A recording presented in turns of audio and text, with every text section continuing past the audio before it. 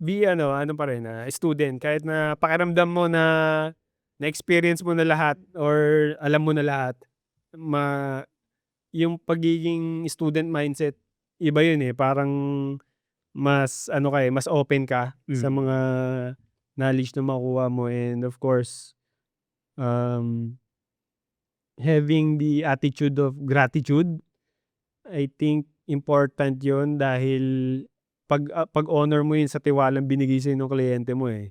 So, kung meron kang attitude of gratitude, every wedding na darating sa'yo papahalagahan mo siya, eh. Yes. So, mahalagang magkaroon ka ng and be yun nga, yung sabi ko kanina, be more observant and Hmm. present dahil itong mga shinu-shoot natin, eh, balang araw magiging ala-ala yan, eh. So, someone isipin niyo na lang na someone may manonood niyan in the future and kung ano yung makikita nila dun, kung yun yung ikuwento mo para sa kanila.